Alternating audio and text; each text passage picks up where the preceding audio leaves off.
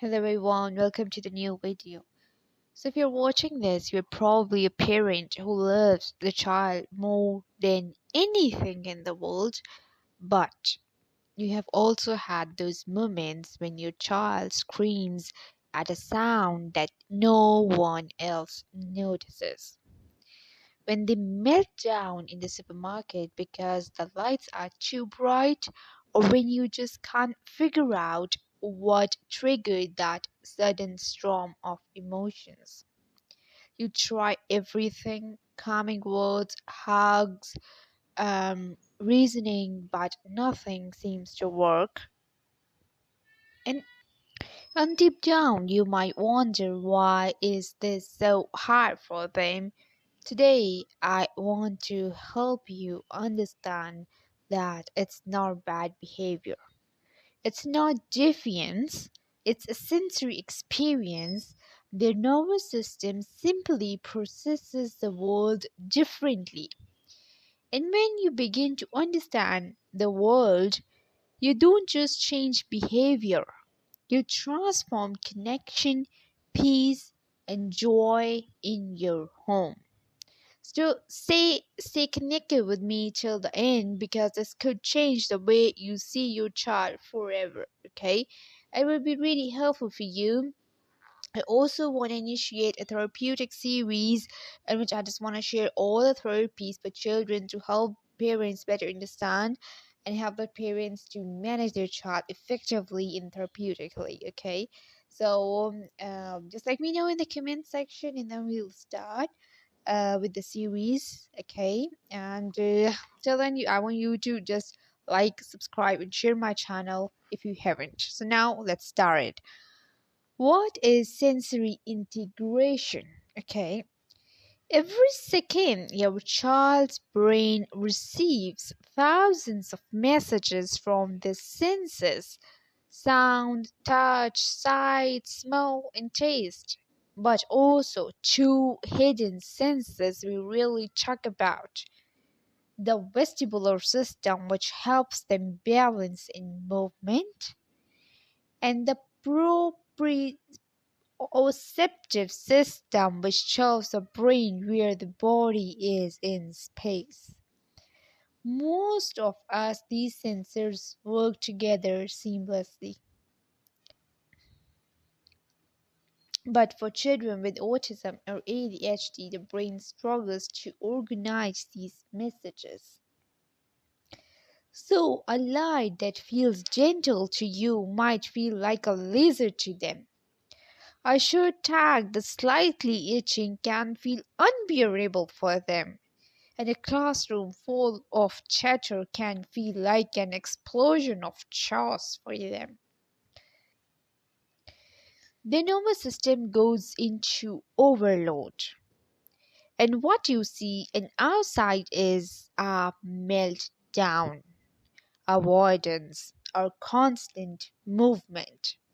A lot of parents that I have seen, that they come to me and tell me, like, this is a major problem that majorly parents face when while they're driving, they're in the car, they are going anywhere. This problem they face regularly, and that's very difficult for them. So don't worry at all. I'm with you. Together we'll try to work out. So if you feel like you are in a difficult moment, that's where sensory integration therapy comes in. It helps the brain learn to organize sensations, to make peace with the world around it. How sensory integration therapy works. So it was developed by Dr. A. Jane Ayers. Sensory integration therapy is not just play, it's a purposeful play. So Dr. John Ayers created sensory integration therapy. So it's a purposeful play, as I have told you earlier. A trained occupational therapist creates a safe, fun, and structured environment that's full of sensory experiences. We use swings for balance, climbing walls for movement, and soft textures in weighted blankets for pressure, ball pits, and tunnels for exploration. To a child, it's a joy. To a therapist, it's a science. Each movement, each texture, each sound helps the brain build stronger neural connections. Over time, children learn to process sensory input more calmly, to regulate emotions better, and to trust their bodies. And that's where the magic happens. When therapy feels like play, and healing happens naturally. Autism, ADHD, and sensory differences exist. Now, let's talk about how this therapy supports both autism and ADHD. Because while both involve sensory challenges, they show up differently. For children with autism, the world often feels too much. Too bright and too loud, too unpredictable. Though sensory integration, the tactile system learns to tolerate touch. The auditory system learns to handle background sounds. The vestibular system learns to feel safe with motion. A child who once hated brushing teeth or cutting hair slowly begins to tolerate it. They start joining group play, making eye contact, or sleeping better. It's not just therapy, it's liberation. And for children with ADHD, these children often crave stimulation, movement, pressure, excitement because their brain seeks balance. Sensory integration therapy gives them the input they crave in a structured way. Instead of bouncing off walls, they can swim, climb, and push heavy objects. Activities that feed their sensory needs while teaching focus and control.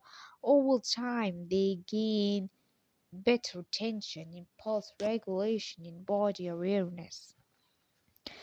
So, if I talk about what's inside a sensory integration session, imagine walking into a therapy room filled with color, light, and movement.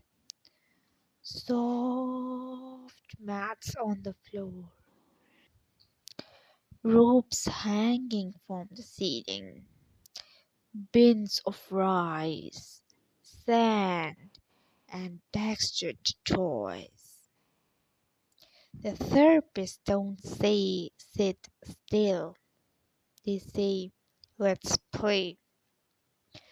A child climbs, spins, swings, and jumps. And through this carefully designed play, their child learns how to adapt and stay calm under new sensations. The therapist follows the child cues, not forcing, not correcting, but gently guiding them towards self regulation.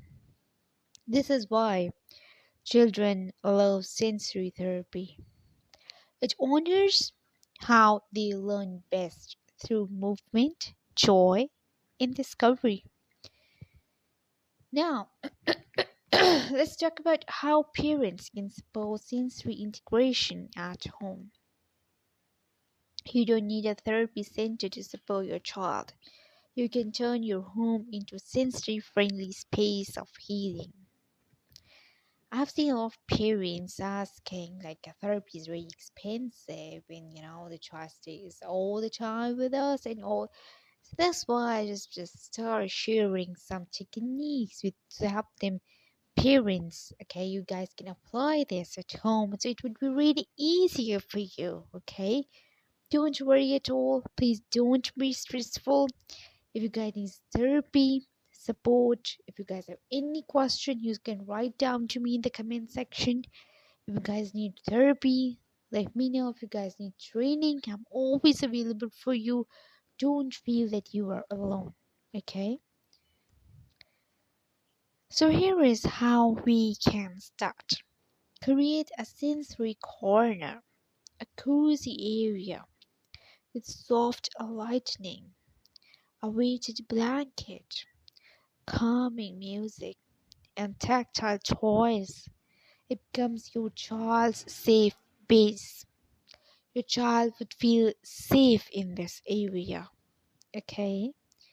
That would be their sensory corner. Okay? Number two is movement is medicine. Encourage jumping, crawling, swinging, pushing, even chores like carrying laundry or watering plants provide a deep pressure that regulates the body. Have your child is helping you? If they just want to walk, if they want to crawl, if they want to jump, just let them do that. Movement is really necessary. Let them do. If they are interested in watering the plants, let them do that. Okay. If they are interested in doing anything, just don't say no to them. Okay. Just be very friendly to them. Okay, so that they know that this person is their support. Okay. Otherwise, if for therapy, for initiation of therapy, it is really necessary to build a rapport. Okay. So rapport building, for if I talk about for a therapist or for parents, it's really necessary. The more your bond is good with the child, whether you are a therapist, you are a parent, sibling, friend, or anyone, it would be really easier for the other person, if he is a child or an adult, or anyone. Okay, it would be really easier for them to understand. Okay, now sensory bins and play. Rice, beans, water beads, or kinetic sand. Let your child explore textures. It helps build tactile confidence. Okay. Um, you know, these things like beans, water beads, and when their child would play with the sand, okay, it would help them to explore the textures. Okay, it will be like it will be a sensory experience for them. Okay, it helps them to build a confidence in some senses. Okay, so if they're doing something, don't say no to them. Let them do this thing. Okay, if they would feel really easy, that would feel really relaxed while doing that. Okay, then we have visual schedules. Predictability reduces anxiety. Use simple picture charts for daily routines. You can show them multiple pictures, and whatever language you use, whatever pictures you use, whatever things you use, it should be in a simpler terms, in simple short sentences, in really easier way for the child to understand. Okay, now I'd like to talk about mindful movements, gentle breathing, yoga for kids, or soft music can teach calmness in small steps. Mindful movements like gently breathing in, hold, and then release. Okay, some exercises, some soft music that would induce calmness in themselves. Okay, they would be really calm. Okay, it would reduce your anger, it would reduce their um, anxiety in them. Okay, and observe without judgment. Every child has a unique sensory profile. Notice that what soothes them and what triggers them. Their reactions are communication, not defiance. Okay? So your role isn't to fix your child, and it's to understand and help a system and create conditions where it feels safe. So how the progress unfolds. Progress in sensory therapy is beautiful and it's gradual. At first, you might notice tiny changes. Your child tolerates new shirt fabric, stays calm in noisy places, or finally sits through a meal. Okay, this won't immediately start, will take some time. Slowly, gradually, your child will be able to learn that. Okay, and over months, these small victories build confidence, self esteem, and independence. And whenever your child is doing something good, always, always, in ever and forever, appreciate them. Whatever good step they are taking, always appreciate them, always provide them a reinforcement and incentive. And here is the truth. Sensory therapy don't just change your child, it changes the whole family dynamic. When your child feels safe, you feel calmer too, and connection replaces chores. Laughter replaces tension, and every sensory success is a bridge connecting your world to theirs. And then, for every parent watching, I know how heavy it can feel sometimes. You love deeply, but you are tired, confused, and longing for peace. And please remember, your child isn't broken. They are just wired differently, beautifully, and uniquely and meaningfully. Sensory integration therapy helps their brain find order in a world that feels too loud, but your love gives them the courage to keep trying. When you choose understanding over frustration, connection over correction, and your patience over pressure, you're already doing therapy every single day. So keep going, keep believing in small progress, and remember every calm moment, every smile, every tiny step forward means your child brain is healing. Okay? And if this touched your heart, please like, share, and subscribe because together we can build a world where every child feels safe, seen, and supported, no matter how their senses work. Okay? You are not alone. Healing begins with understanding. See you all in the next video. Till then, take care.